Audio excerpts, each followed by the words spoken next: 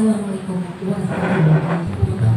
Bismillahirrahmanirrahim. Assalamualaikum warahmatullahi wabarakatuh. Selamat pagi, semangat pagi, dan salam sejahtera untuk kita semuanya. Yang kami hormati teman-teman kami dari Kepala Bidang Pembinaan SD beserta seluruh kasih, hadir Pak Matono dan Pak Manto.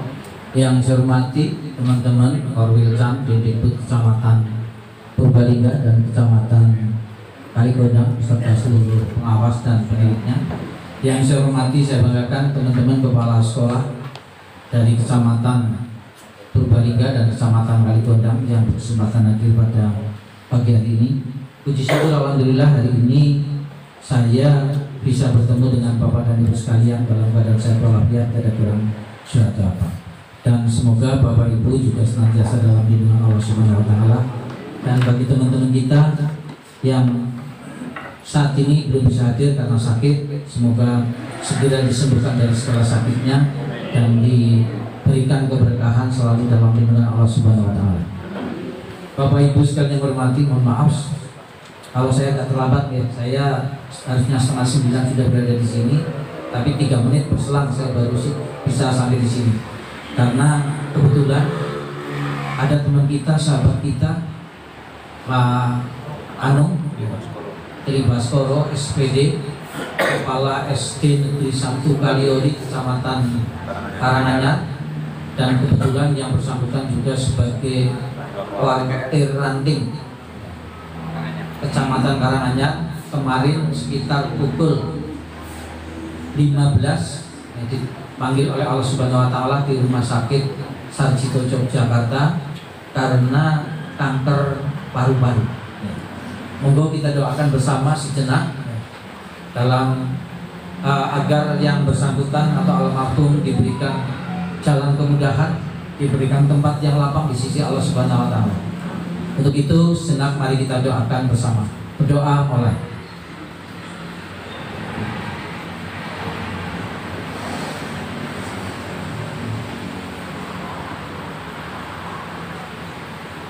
Selesai. Matur nuwun Bapak dan Ibu sekalian. Tadi karena kemarin sore beritanya simpang siur di Cak 4 katanya baru dari Sarjito diperkirakan sampai ke rumah duka di RW 1 Kecamatan Boborsari atau sebelah utara SMA Muhammadiyah 2 Purbalingga, itu diperkirakan sekitar 7:30. Tapi ternyata kemarin bisa lebih asik sehingga langsung dimakamkan pada pukul 7 atau pukul 19 kemarin sore.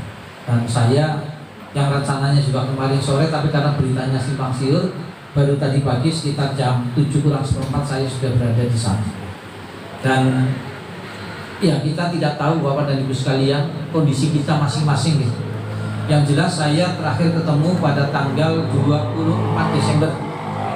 Tanggal 24 Desember pada saat pelantikan Pramuka Garuda.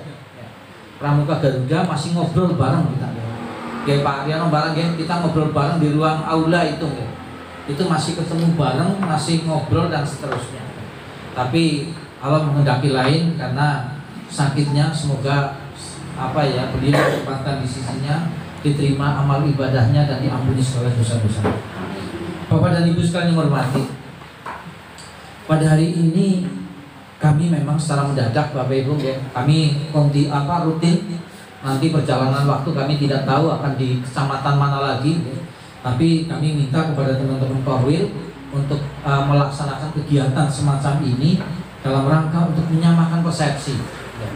Menyamakan persepsi terkait kegiatan-kegiatan yang akan kita laksanakan, sekaligus melaksanakan evaluasi terhadap kegiatan-kegiatan yang sudah kita laksanakan sebelumnya. Bapak dan Ibu sekalian hormati, yang pertama sudah barang tentu saya mengucapkan terima kasih dan penghargaan yang setinggi-tingginya kepada semua teman-teman Korwil, pengawas maupun kepala sekolah yang ada di wilayah Kecamatan Purbalingga dan Kecamatan Kaligodang, karena kami merasa betul tanpa kerja keras Bapak dan Ibu sekalian, nonsen pelaksanaan kegiatan di dunia pendidikan Kabupaten Purbalingga tidak mungkin akan bisa berjalan dengan baik. Ini semua kerja keras Bapak dan Ibu sekalian. Kami yang di Dinas Pendidikan hanyalah sebagai koordinator, mengkoordinasikan tugas-tugas Bapak dan Ibu sekalian. Dan peran utamanya adalah pada Bapak Ibu sekalian yang berada pada level paling dekat dengan multi kepentingan masyarakat kita menyangkut kepada pendidikan, Untuk itu sekali lagi saya mengucapkan terima kasih dan penghargaan yang setinggi-tingginya kepada Bapak dan Ibu sekalian atas pelaksanaan tugasnya selama ini. Meskipun demikian, Bapak dan Ibu sekalian yang hormati, bahwa apa yang kita telah torehkan di tahun 2022 kemarin masih banyak menyisakan PR untuk bagaimana kita perbaiki pada saat pelaksanaan tugas Bapak Ibu di tahun 2023 ini. Berbagai hal Bapak Ibu mungkin nanti akan kami uraikan terkait dengan apa yang harus Bapak Ibu laksanakan, apa yang harus Bapak Ibu pertanggungjawabkan dalam pelaksanaan tugas-tugas di tahun 2022 maupun 2023. Kami melihat saat ini Bapak Ibu, kebersamaan kita di sini ada unsur pendidikan dalam artian dinas pendidikan, ada unsur korwil dan ada unsur sekolah. Ini menurut saya karena adanya perubahan sistem nomenklatur yang ada di dalam dinas pendidikan, nampaknya ada sedikit pengurangan kebersamaan. Di mana posisi teman-teman yang ada di koordinator wilayah kecamatan itu nampaknya belum maksimal dalam rangka pelaksanaan tugas mengkoordinasikan. Kalau melihat secara umum, tugas korwil antara lain adalah mengkoordinasikan pendidikan di wilayah koordinasinya dari tingkat PAUD, PNF dan SD. Ini cukup luas. Tapi nampaknya saat ini yang tersentuh baru sampai dengan ke SD. Pendidikan PAUD dan pendidikan PNF, pendidikan non formal itu belum maksimal kalau kami melihat. Sehingga di sana menurut kami masih ada beberapa permasalahan yang perlu ditingkatkan. Yang keduanya mengkoordinasikan kurikulum. Bahwa kurikulum yang diterapkan baik di tingkat PAUD PNF maupun di tingkat SD, ini salah satu fungsi yang harus dilaksanakan oleh koordinator pendidikan tingkat kecamatan. Ini. Yang ketiganya, pengkoordinasian ketenagaan baik di bidang PAUD PNF maupun di bidang SD. Koordinator wilayah mempunyai fungsi mengkoordinasikan ketenagaan baik tenaga pendidik maupun kependidikan yang ada di masing-masing koordinator wilayah, baik itu yang ada di sekolah maupun yang ada di korwil maupun yang ada di dalam PLS, pendidikan luar sekolah. Ini juga salah satu fungsi dari korwil. Yang keempatnya, pelaksanaan fungsi administrasi ketatausahaan sarana prasarana yang ada di dalam korwil. Ini cukup panjang kalau menurut kami, dan ini perlu ada peningkatan kembali. Sekali lagi, selama ini mungkin kayak kurikulum misalnya. Pelaksanaan kurikulum Merdeka sebagaimana yang ditetapkan oleh pemerintah berlaku sejak tahun ajaran baru 2022-2023. Selama ini belum tersentuh untuk tingkat pendidikan anak usia dini maupun ke pendidikan non formal. Ini tidak hanya menjadi tugas dari para penilik, tidak, tapi di dalamnya termasuk fungsi Korwil Cam Dikbud. Karena apa? Di sana di dalam Korwil Cam terdiri dari Korwil Cam sebagai koordinator pelaksana, yang di bawahnya ada pengawas, juga ada penilik. Ini kami mohon tolong untuk bisa dimaksimalkan kembali fungsi-fungsi atau tugas pokok dan fungsi koordinator wilayah sebagaimana yang diatur di dalam peraturan Bupati Purbalingga. Di tahun 2018 ada penetapan fungsi koordinator wilayah sebagai pengganti UPTD, unit pelaksana teknis dinas, pada saat itu tahun 2018. Ini yang perlu kami tegaskan kembali. Yang keduanya, pelaksanaan fungsi teman-teman koordinator wilayah yang terdiri dari penilik maupun pengawas menurut kami pun belum maksimal pelaksanaan tugas yang lain. Contohnya apa Bapak Ibu? Munculnya berbagai permasalahan termasuk BOP dan dana BOS yang ada di sekolah maupun yang ada di PAUD PNF. Itu menjadi tanggung jawab kita bersama, bahwa teman-teman pengawas, teman-teman penilik mempunyai kewenangan sampai ke sana untuk melakukan pengawasan,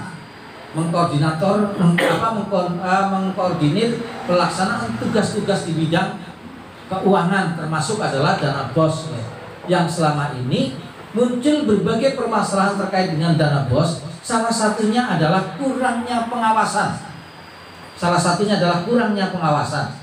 Sampai dengan teman-teman penilik ini jangan berbesar hati ketika penilik sudah tahu di situ hanya TK dan PAUD, tapi tidak menyentuh kepada misalnya pembinaan terhadap penggunaan alokasi bantuan operasional pendidikan atau BOP.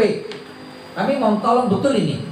Teman-teman penilik sampai dengan saat ini belum menjamah misalnya seni budaya yang ada sampai ke tingkat SMP, bahwa seni budaya yang ada itu tidak hanya ada di SD toh, tapi kalau penilik itu sifatnya adalah umum, termasuk lembaga atau organisasi budaya yang ada di wilayah koordinatornya. Ini menjadi tugas pokok dan fungsi dari teman-teman pengawas Korwil dengan para teman-teman penilik ini. Saya masih belum melihat misalnya ada laporan dari teman-teman penilik oh ini melaporkan di wilayah ini ada sekian jumlah kelompok seni, kelompok budaya, di SMP ini ada ekstrakurikuler ini dan seterusnya. Kami belum pernah melihat laporan semacam itu. Padahal itu menjadi ranah tugas pokok dan fungsi dari seorang penilik. Bapak Ibu coba pelajari kembali kepada Permen Pan RB sebagai dasar aturan tenaga fungsional kependidikan. Coba dipirsani lagi. Karena apa Bapak Ibu? Kami melihat secara umum ruang lingkup penilik cukup luas. Kalau dulu zamannya di sebelum tahun 2018, di sana penilik juga terkenal dengan penilik Bimudora. Pembinaan kebudayaan, seni dan olahraga. Itu dulu. Dan itu sebetulnya masih mempunyai fungsi yang sama dengan saat ini. Ada dari teman-teman penilik yang sudah menjamah sampai dengan SMP misalnya, melihat ekstrakurikuler seni budaya yang ada, saya pikir belum. Dan itu sudah kami sampaikan pada saat rapat koordinasi dengan teman-teman MKKS, bahwa salah satu fungsi penilik adalah sampai ke sana. Jangan terusan yang penilik ngenang apa. Atau mungkin penilik malah jadi wedi arep paling SMP canggung, dolane maring SD, dolane hanya ke PKBM, dolannya hanya ke lembaga kursus misalnya. Tapi kalau secara umum melihat pada tugas pokok dan fungsinya harusnya sampai ke sana. Harus sampai ke sana. Saya kepengen di tahun 2023 ini nanti ada perkembangan, ada perubahan mindset, pola pikir yang ada di dalam kepengawasan maupun kepada teman-teman penilik. Saya kadang, kok bisa ya pelaksanaan tugas semacam ini sampai misalnya ada PKBM bermasalah terkait dengan keuangannya, mereka mendapatkan BOP yang tidak sedikit dari pemerintah sampai berlarut-larut.